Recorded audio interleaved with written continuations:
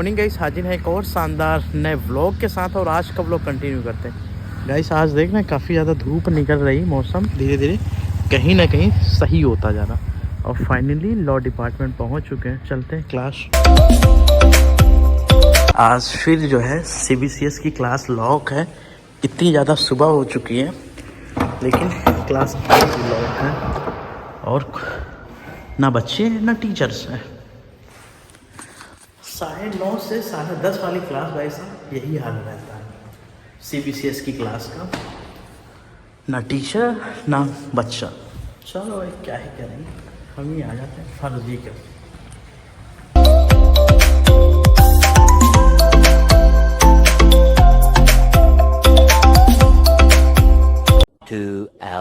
Classes वगैरह हो चुकी हैं, निकलते हैं यहाँ से। आप लोगों को पता है कि आज रोहित वेमुला को लेके कार्यक्रम भी होना है, तो वहाँ भी चलना है, तो चलते हैं। ये हमारी यूनिवर्सिटी की सामने देखेंगे तो कैंटीन है और यहाँ पे जय भीम का फ्लैग लगा हुआ है। कैंटीन तो इसको नहीं बोलेंगे, एक चाय की टपरी है छोटी सी जहाँ पे काफ़ी लोग आते हैं। और यहाँ रोहित वेमुला की शहादत दिवस के उपलक्ष्य में एक कार्यक्रम हो रहा। ये तैयारियाँ जो है हो चुकी हैं और हो रही हैं। देख रहे हैं इस पोस्टर मेकिंग का काम चल रहा है। 1989 यहाँ पे 1989 to forever, बस ये 3 फोटो लगा ये रहने दो। 1989 अरे जय भीम सर। और सर जय भीम सर, सब बढ़िया, कैसे हैं? सब बढ़िया बढ़िया। अरे जय भीम सर और सब बढ़िया। तो गाइस देख रहे हैं तैयारियां जो हैं काफ़ी ज़ोरों पे हैं और इधर भी पेंटिंग वगैरह का काम चल रहा है काफ़ी तेज़ी से। और भाई सब देख रहे हैं रोहित वेमुला की शहादत दिवस के उपलक्ष्य में जो तैयारियां हैं वो चल रही हैं और सारी चीज़ें बेहतर तरीके से हो रही हैं। तो इधर देखेंगे जो महापुरुष रहे बहुजन समाज के, उनके स्लोगन्स वगैरह लगे हुए हैं। उनके क्या विचार थे वो सारे स्लोगनों का व्याख्यान किया गया है।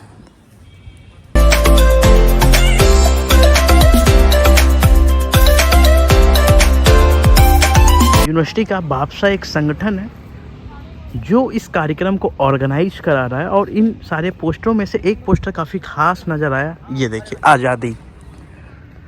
हर एक व्यक्ति को आज़ादी चाहिए, लेकिन किन चीज़ों से आज़ादी चाहिए इस पोस्टर में बेहतर तरीके से बताया गया है कि इन चीज़ों से अगर आपको आज़ादी मिल गई तो आप पूरी तरीके से आज़ाद हो सकते हैं।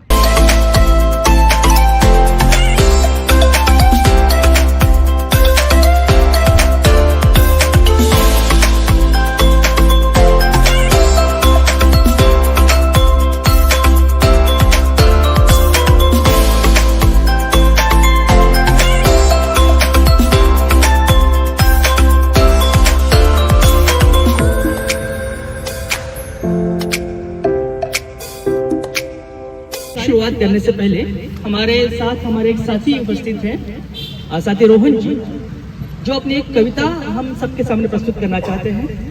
मैं उनसे अनुरोध करता हूँ कि वे आए और अपने काव्य से हमें लाभान्वित करें। साथी रोहन जी।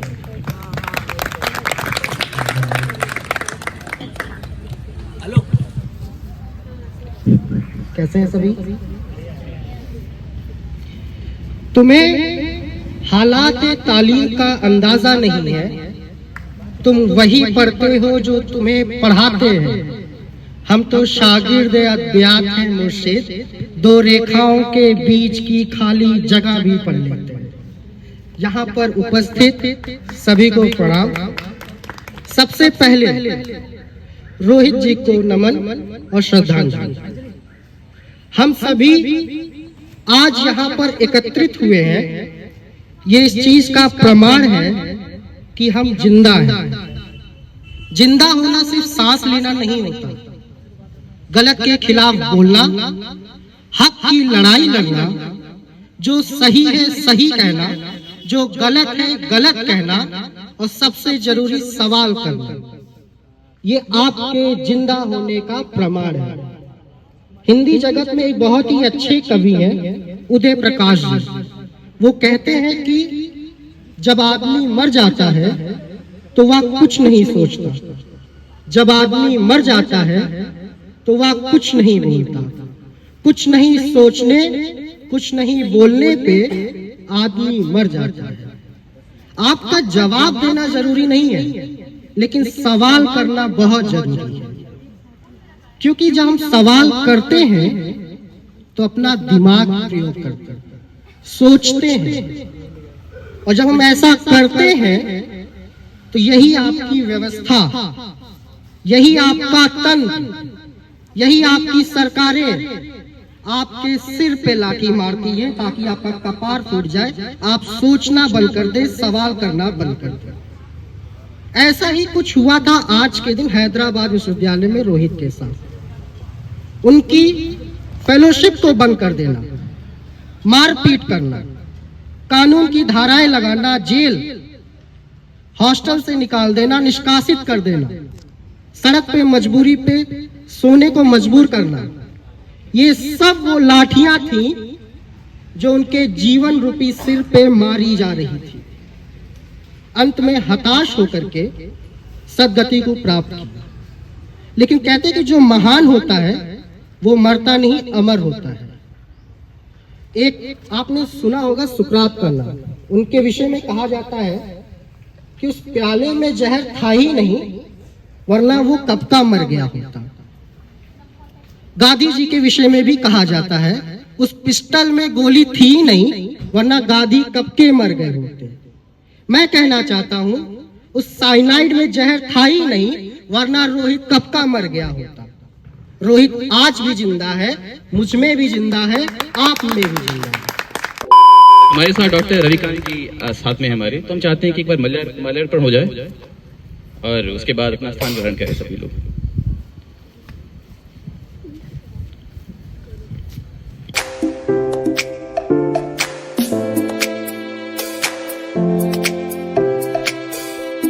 लगातार आज सारे कैंपसेस में जानबूझकर जो प्रोग्रेसिव वॉइसेस हैं, जो अम्बेडकराइट वॉइसेस हैं, उन डेमोक्रेटिक वॉइसेस को दबाने के लिए लगातार काम चल रहा है। अभी कुछ दिनों पहले आप सबको घटना शायद पता हो, बनारस हिंदू विश्वविद्यालय में कुछ छात्र केवल मनुस्मृति के ऊपर चर्चा कर रहे थे, केवल चर्चा, और उन लोगों को गिरफ्तार कर लिया जाता है। 16 दिन उन्हें जेल के सलाखों के पीछे ढकेल दिया जाता है।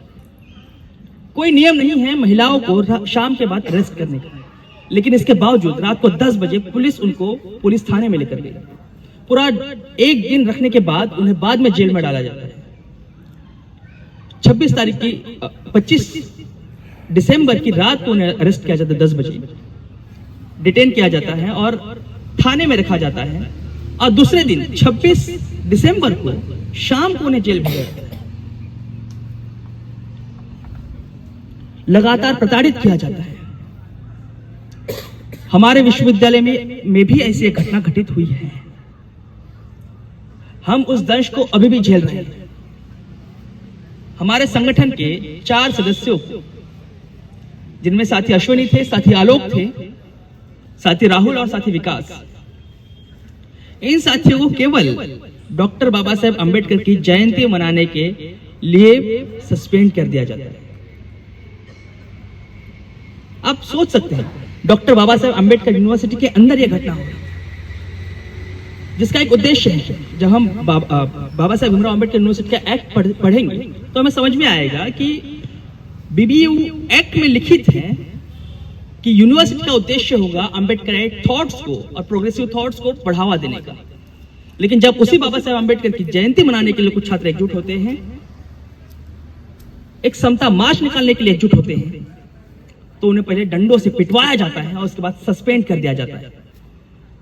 26 उसके बाद जो विरोध प्रदर्शन चलता है, एक धरना चलता है, प्रोटेस्ट चलता है, 26 छात्रों को जेल भेजा जाता है।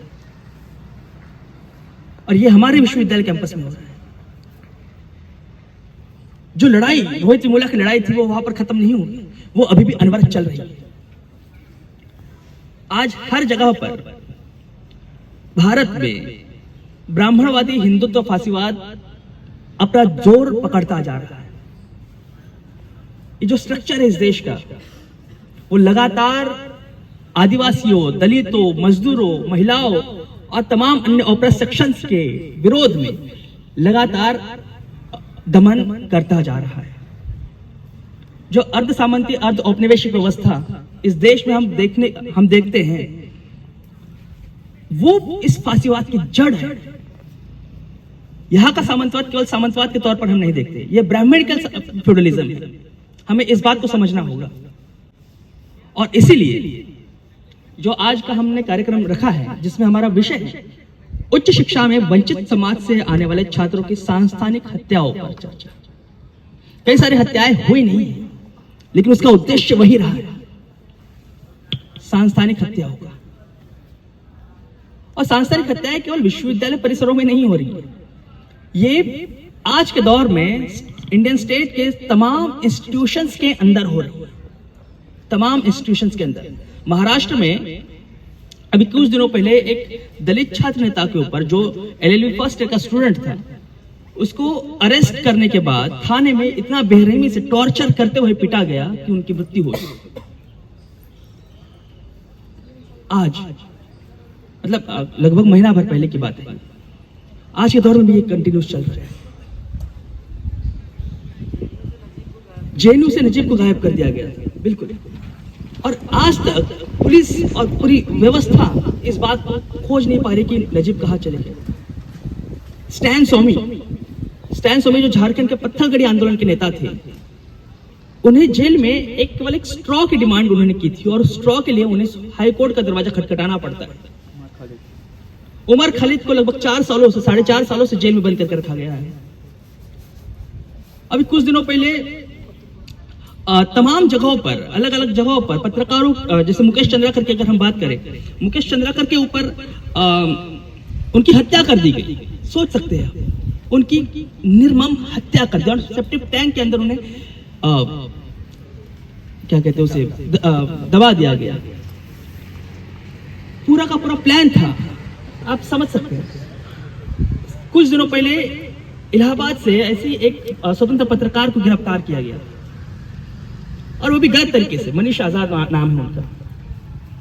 तमाम जगहों पर, हर जगह पर इस तरह घटनाएं कंटिन्यूअस हो रही है, और सांस्थानिक हत्याओं के तौर पर जो डेमोक्रेटिक वॉइसेस है, जो प्रोग्रेसिव वॉइसेस है, जो अम्बेडकराइट वॉइसेस है, जो लेफ्ट वॉइसेस है, इन्हें लगातार कुचलने की रंजिश लगातार जारी है। इसका सॉल्यूशन क्या है? इसका सॉल्यूशन क्या है? आज के दौर में, आज इस ब्राह्मणवादी हिंदुत्व फासीवाद के दौर में, तमाम ऑप्रेस सेक्शंस को, चाहे वो मजदूरों का सेक्शन हो, चाहे वो किसानों का सेक्शन हो, चाहे छात्रों का सेक्शन हो, चाहे मुस्लिम्स का सेक्शन हो, आदिवासियों का सेक्शन हो, दलितों का सेक्शन हो, इन सारे सेक्शंस को एक होकर एक साझा मोर्चा बनाने की जरूरत आन पड़ी। और ये आज के समय में हमें, हमारे कंधों पर यह जिम्मेदारी है कि हम इस मोर्चा को सफल बनाएं। वर्धा विश्वविद्यालय में लगभग 1 साल पहले अवैध कुलपति के तौर पर जब प्रोफेसर मैत्री, जो MIT नागपुर के डायरेक्टर थे, उन्हें वहां पर वाइस चांसलर बना दिया गया, प्रोफेसर कारुण्य कारा को हटाकर। उसके बाद जो 5 छात्रों का सस्पेंशन हुआ, उनमें 2 छात्रों को केवल इस बात के लिए सस्पेंड किया गया था कि उन्होंने फेसबुक पर पोस्ट की। आप समझ सकते हैं, फेसबुक पोस्ट को लेकर सस्पेंड किया जा रहा है। तो हमें समझना होगा कि इस दौर में हमें एक साझा मोर्चा बनाने की जरूरत है, एक कलेक्टिव तौर पर काम करने की जरूरत है, और न केवल इस ब्राह्मणवादी हिंदुत्व फासीवाद को खत्म करना है, बल्कि इस अर्ध सामंती और अर्ध औपनिवेशिक व्यवस्था के खिलाफ भी एक संघर्ष करना होगा। और वो संघर्ष सच्चे मायने में भारत में एक लोकतंत्र को स्थापित करेगा। और उस संघर्ष में हम सबको साथ देना होगा, हम सबको लड़ना होगा, और एक उस समाज का निर्माण करना होगा जिसका सपना डॉक्टर बाबा साहब अम्बेडकर ने देखा था, संत रैदास ने देखा था, कार्ल मार्क्स ने देखा था, भगत सिंह ने देखा था, बिरसा मुंडा ने देखा था, और उसे धरातल पर उतारना होगा। शुक्रिया। इनकलाब जिंदाबाद। जय भीम। कोई जोहार। से कूदते हैं, वहाँ गेट तोड़ते हैं, उसके बाद विश्वविद्यालय के अंदर घुसते हैं, अथॉरिटी में वहाँ जाते हैं प्रशासनिक भवन में, वहाँ जाके वो नारे लगाते हैं, फर्जी नारे। जैसे इनका एक नारा है समरसता, कि समरसता की बात करते हैं डॉक्टर अम्बेडकर। जब किसी किताब में हम जहाँ तक जानते हैं, हमने पढ़ा है इन चीज़ों को, सिर्फ समता की बात हो रही है, समानता की बात हो रही है, इक्वालिटी और इक्विटी की बात। ये बात करते हैं समरसता की। समरसता का मतलब क्या है ये समझना पड़ेगा हम। और कई बार क्या करते हैं कि हम सबकॉन्शियसली या हो सकता है एक भीड़ चाल में उस चीज के साथ चले जाते हैं कि समरसता मतलब ये है कि हर जो जातियां बनाई गई है वर्ण व्यवस्था में, वर्ण आश्रम में, उसमें हर जाति को जो काम दिया गया है वो सिर्फ आदमी वही जाति का काम करे, उसके अलग वो काम ना करे। अगर अलग काम करता है तो वेदों का नकार रहा है, वर्ण आश्रम को नकार रहा है।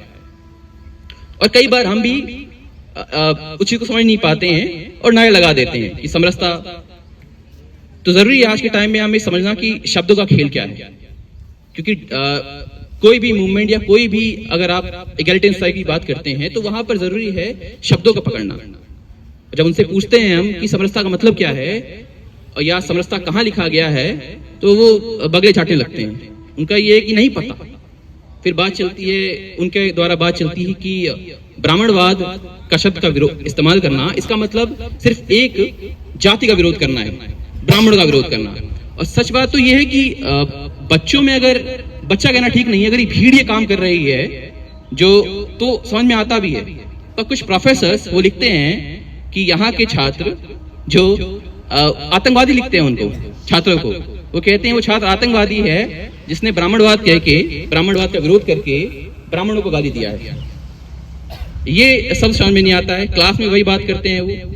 और ये मुझे लगता है कि सिर्फ विश्वविद्यालय में नहीं है, हर विश्वविद्यालय में है वो। जहां से मैं आ रहा हूँ वर्धा विश्वविद्यालय में वही हाल था, यहाँ भी वही हाल है, कुछ अंतर नहीं है। तो हमें आज समझना पड़ेगा कि शब्दों का इस्तेमाल क्या है, क्या शब्द इस्तेमाल हो रहे हैं, उन्हें शब्द को पकड़ना। A few minutes later. साथ ही मैं एक घटना बताना चाहूंगा कि हम मेरठ में और पश्चिमी उत्तर प्रदेश में काम करते हैं। पश्चिमी उत्तर प्रदेश में अभी पिछले दिनों ही नए साल पे हमने एक महफिल सजाई। तो छात्र जो बीटेक के छात्र हैं, फाइनल ईयर के, थर्ड ईयर के, उन्होंने पूछा कि सर ये बताइए कि हमने इतनी पढ़ाई कर ली है, हमको समझ में नहीं आ रहा है कि हम आगे क्या करें, अब हमको कोई रास्ता नहीं दिख रहा।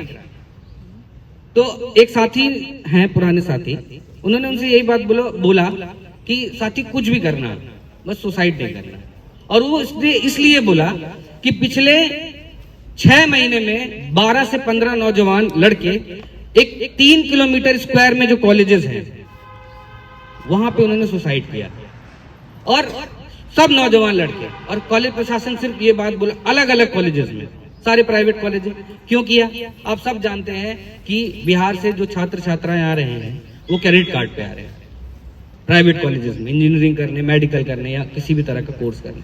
और इतना ज्यादा दबाव है उनके ऊपर, एक तो लोन का दबाव, दूसरा उनके ऊपर प्रेशर है छोटी छोटी चीज पे फाइन लगा देना, ये कर देना। और वो सब लोअर मिडिल क्लास से हैं, मजदूरों के परिवार से आए हैं या किसानों के परिवार से आए। तो बहुत ज्यादा लोड होने के चलते फर्स्ट ईयर, सेकेंड ईयर और थर्ड ईयर के नए नए लड़के लड़कियां सुसाइड कर रहे हैं। तो जो वो किस्सा वहां था वो खत्म नहीं हुआ है, अभी भी लड़के लड़कियां सुसाइड कर रहे हैं और ये लगातार जारी है। आज एक तरफ आप देख रहे हैं कि आजादी का अमृत महोत्सव मनाया जा रहा है, तो किसी शायर ने कहा था कि एक टूटी हुई जंजीर की फरियाद है और लोग कहते हैं कि आजाद है। साथियों, मुझे याद है भगत सिंह, सही बुरा दौर है, लेकिन मैंने उस दौर में नौजवानों को आत्महत्या करते हुए नहीं देखा। आज हमारे देश का नौजवान आत्महत्या कर रहा है, क्यों? इसके पीछे क्या कारण है? इसके पीछे यही कारण है कि आज हम उससे भी गहरे अंधकार में। कल परसों की खबर है, आपने पेपर में पढ़ा होगा, इकोनॉमिक टाइम्स में आया था, इतना अंग्रेजों ने नहीं लूटा जितना भारत का शासक वर्ग आज हमको लूट रहा है। आपको याद पढ़ा होगा, पढ़ते हैं आप सब, छात्र हैं, लूट रहे हैं। और किसको लूट रहे हैं? अंबानी को तो नहीं लूटा जा रहा है, अडानी को तो नहीं लूटा जा रहा है, किसको लूटा जा रहा है? हमारे आपके माँ बाप को लूटा जा रहा है। हमारे आपके माता पिता कौन है? इस देश का किसान, इस देश का मजदूर, इस देश का छोटा दुकानदार, मध्यम वर्ग, नौकरी पेशा करने वाला, इन सबको लूटा जा रहा है। और किसके लिए? आप सब जानते हैं। और इस कॉलेज कैंपस में हमको ये नहीं सिखाया जा रहा कि हम सही सवाल कहाँ पूछें, हमारा भविष्य क्या होगा, हमारी नई दुनिया क्या होगी, हम किस दुनिया में जाएंगे। भी कार्यक्रम चल रहा हो, काफ़ी ज़्यादा भाई साहब भीड़ है, और सजावट भी काफ़ी बेहतर तरीके से कर रखी है और जो ऑर्गेनाइज किया है ना भाई साहब कतई जो है देख रहे हैं काफ़ी तरीके से। लेकिन वो ये भूल गए हैं कि जो अभी बाबाओं की तमाम लाइन लगी है वो हमारा एक बाबा उनके ऊपर पूरा भारी हो गया। जिन पोथियों को तुमने हजारों साल तक रचा और रटा और तो कुछ था नहीं, उन पोथियों पर एक संविधान बहुत भारी पड़ गया और भारी अगर नहीं पड़ा होता तो हुजूर आला नाक नहीं रगड़ रहे होते संविधान के सामने। 400 का सपना देख करके 240 पर आए और बहुत जल्दी औकात में आए। लेकिन यही वो है, जरा उनको भी समझ लीजिए। अभी एक रिपोर्ट में देख रहा था प्रयागराज की, वहां पर जितने भी सफाई कर्मी थे वो सिर्फ एक जाति से थे। सफाई कर्मियों को लेकर के जो प्रधानमंत्री की मानसिकता है और बहुत रिटेन में है, उनकी एक किताब आई थी 2008 में शायद, जब गुजरात के मुख्यमंत्री थे। उस किताब का शीर्षक था कर्म योग। वो दरअसल जो ट्रेनी आईएएस थे उनको जो उन्होंने ट्रेनिंग दी थी, अब वो तो जहां पहुंच जाते हैं वहीं आजकल बच्चों को भी खुद एंटायर पॉलिटिकल साइंस में वो जो डिग्री है, एक भी दोस्त आजकल नहीं मिला, ना कोई टीचर मिला, लेकिन वो डिग्री दुनिया की एकलौती डिग्री। लेकिन विद्यार्थियों को परीक्षा कैसे पास करनी है ये टिप्स देते हैं। आप लोगों ने लिए कि नहीं? और वो टिप्स है कि सबसे कठिन सवाल सबसे पहले हल कीजिए। दुनिया का इतना बड़ा महान दार्शनिक आपने नहीं देखा होगा, लेकिन उनकी जरा उस मानसिकता को समझिएगा। जो पूरा हिंदुत्व का परिवेश है, वो जो आरएसएस की पूरी मानसिकता है, तब के मुख्यमंत्री महोदय ने उस किताब में दर्ज किया एक सवाल के मार्फत।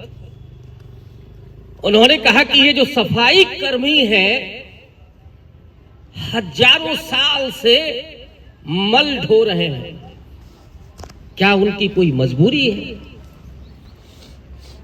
फिर खुद ही जवाब देते हैं कि वाल्मीकि समाज की कोई मजबूरी नहीं है मल ढोने की, बल्कि उसमें उनको आध्यात्मिक सुख मिलता है। अबे कमबख्त, तुम ले लो, आधा अमित शाह को दे दो, तो थोड़ा बचा हो मोहन भागवत को दे दो। हम तो चाहते हैं कि ये आध्यात्मिक सुख आप लें, आप उठाएं। हमको नहीं चाहिए आध्यात्मिक सुख, लेकिन दरअसल आपकी मानसिकता यही है कि हम वहां पर हो। और इसीलिए जितने भी सफाई कर्मी हैं महाकुंभ में, वो सब एक ही समाज के, वर्ण व्यवस्था की तरफ लेकर के जाने का जो सपना है कि हम हिंदू राष्ट्र बनाएंगे। और जब हिंदू राष्ट्र की बात चलती है तो जिनको ना दिखाई देता है, पड़े हुए हैं, वो भी आरक्षण के खिलाफ है। संसार की मोह माया उन्होंने सो कॉल्ड त्यागी हुई है। जितने बाबा हैं, सबसे पहले तकलीफ उनको आरक्षण पर होती है। मुझे समझ में नहीं आता है कि गृहस्थों से ज्यादा चिंता इनको है आरक्षण की। तो गाइस है कि इधर भी कार्यक्रम के बैनर्स वगैरह लगे हुए हैं, क्योंकि यहाँ का एक में भी संगठन है, उसके देख रहे हैं गाइस। रोहित शहादत दिवस 2025 देख रहे हैं। ये जो तैयारियां आप देख रहे हैं, ये सफाई एक ऑर्गेनाइजेशन है जो कि बीबीयू का ही है और उसी ने इस कार्यक्रम को, इस प्रोग्राम को ऑर्गेनाइज कराया था। इनकलाब जिंदाबाद। और एक गाइस यहाँ काफ़ी अहम चीज़ को रखा गया है, अगर आप देखेंगे तो enact Rohit act, stop institution murders. जिस प्रकार इंस्टीट्यूशन में मर्डर्स हो रहे हैं, वो चाहे जाति के नाम पे हो या कास्ट के नाम पे हो या आप रिलीजन के नाम पे देख सकते हैं कि इंस्टीट्यूशन में मर्डर्स हो रहे हैं। तो इसी चीज़ को ख़त्म किया जाए, जिसके लिए इस पोस्टर के माध्यम से मांग की जा रही है कि एक इनैक्ट, जो आपका एक एक्ट है रोहित एक्ट के नाम से, एक्ट पास किया जाए और उस एक्ट के माध्यम से जो ये मर्डर्स हो रहे हैं इनको रोकने की कोशिश की जाए, क्योंकि ऐसे सारी चीज़ें विफल हैं और आए दिन इंस्टीट्यूशन में जात के नाम पे, धर्म के नाम पे लोग सुसाइड कर रहे हैं, उनके मर्डर्स किए जा रहे हैं। तो ये सारी चीज़ें हैं।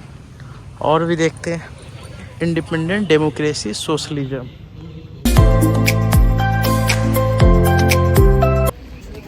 अरे सर ब्लॉग और सर कैसे? हाँ ब्लॉग बनाते हैं, डेली ब्लॉग।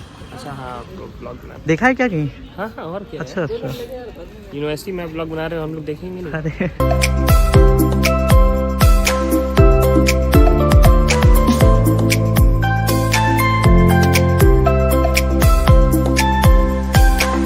में जो रोहित वेमुला की घटना है उसका बेहतर तरीके से एक उसको समराइज करके यहाँ पे लगाया गया है।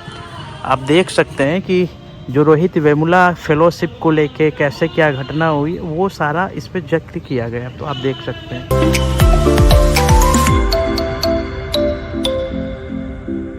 यहाँ भी एक ऑर्गेनाइजेशन है, उसने भी बहुत सारी तैयारियां कर रखी, दिशा छात्र संगठन। इक्वालिटी और उसी तरीके की जो अपॉर्चुनिटी दी जाए, ये सबसे बड़ी प्रॉब्लम है हमारे। अभी देखा जाए तो हॉस्टल के लिए 8 बजे जो लॉक हो जाता है ना लड़कियों के लिए, लड़कों पे कोई रूल ही नहीं है भाई। वो ठीक है, बाहर तो निकलने का छोड़ ही दीजिए, वो 4 लोग को लाएंगे, रखेंगे भी और भगाएंगे भी, कब घर जाएंगे कब आएंगे, कुछ भी रूल रेगुलेशन नहीं है। लेकिन यहाँ पे सिर्फ 8 बजे के बाहर कैंपस में बाहर निकल नहीं सकती, लड़कियां नहीं निकल सकती। हालांकि इतनी सिक्योरिटी, वो अपनी रिस्पॉन्सिबिलिटी से भाग रहे हैं। ये मुझे लगता है कि जो लोग रहते हैं वो ज्यादा एक्सपीरियंस करते हैं, वो थोड़ा सा बोलेंगे, हो सकता है कि थोड़ी सी त्रुटि हो, लेकिन कोई दिक्कत नहीं है। हम तो यही हम चाहते ही है कि धीरे धीरे सीखेंगे इस मंच से। तो साथी का नाम रीचा, कुछ शब्द बोलना चाहेंगी? मैट्रन जी जो है हम लोग की हॉस्टल की, उन्होंने गेट खोलने से मना कर दिया था और लड़ाई करने लगी थी वहीं पे कि नहीं खुलेगा हॉस्टल का गेट, एंड पहले फाइन भरो फिर ठीक है। और दूसरी चीज जो है वो हम लोग को 8 बजे के बाद हॉस्टल में अटेंडेंस लगानी पड़ती है, ठीक, जाके वहाँ पे साइन करना पड़ता है अपने नाम के आगे। तो एक दिन हम तीनों ने साइन करना भूल गए थे हम लोग। तो मैट्रन हमारे रूम पर आई और लाइक बहुत जोर से दरवाजा पीटने लगी और आते ही मतलब लाइक चेक करने आई थी कि हम लोग हॉस्टल के रूम में है भी या नहीं। हम लोग थे लेकिन हम लोग भूल गए थे क्योंकि हम लोग खाना खाने नहीं गए और मेस के पास में ही मतलब अटेंडेंस शीट पड़ी रहती है, तो भूल गए थे, गलती हो जाती है इंसान से। उसके लिए फिर उन्होंने मतलब कहा कि तुम कल आ जाना और फाइन भर देना। तो बस इतना ही। ये सब कुछ चीजें हैं जो अनइक्वालिटी को दिखाती है। लड़कों को आवारा जैसे छोड़ रखे होते हैं। क्या सीन है, वाह क्या सीन है। कब आना है कब जाना है कोई टाइम फिक्स नहीं। और हम लोग तो मतलब एक कंक्लूजन अगर निकाले तो बेसिकली यही है कि हमें भी इक्वल राइट उसी तरह चाहिए। हमें स्वर्ग वाला वो जो इक्वालिटी है मुझे नहीं चाहिए। हम जमीन पे रह के अपनी इक्वालिटी की मांग करते हैं और यहीं पे हम चाहते हैं कि हमें दी जाए। तो गाइस कार्यक्रम अभी भी चल रहा है और वो काफ़ी समय अभी और लगेगा, चलेगा। उसके बाद जो है शाम को मार्च निकलना है, मे बी 4:30 5 या 5:30 तक। तो उसमें शामिल नहीं हो पाऊँगा क्योंकि घर पहुँचना होगा, समय काफ़ी ज़्यादा हो चुका है, अभी जाने में भी काफ़ी ज़्यादा समय लगेगा। तो आज का व्लॉग आप लोगों को कैसा लगा आप लोग ज़रूर बताइए। व्लॉग अच्छा लग रहा तो वीडियो को शेयर ज़रूर करिए। और ये जो सारे कार्यक्रम हैं विश्वविद्यालय परिसर में होने चाहिए ताकि जो पूर्व की घटनाएं रही हैं उनको लोग जान सके कि आखिर क्या स्थिति थी। पूर्व तो नहीं कह सकते, अभी भी ये सारी घटनाएं चल रही हैं। किसी न किसी स्तर विश्वविद्यालय में, शैक्षणिक संस्थानों में ये घटनाएं हो रही हैं। वो किसी भी स्तर हो सकती हैं। आए दिन जाति के नाम पे, धर्म के नाम पे और शैक्षणिक प्रताड़ना के नाम पे उनको जो है ये सारी चीज़ें हो रही हैं। और लाखों बच्चे इस चीज़ को फेस कर रहे हैं जो किसी से छिपा हुआ नहीं है। तो निकलते हैं गाइस।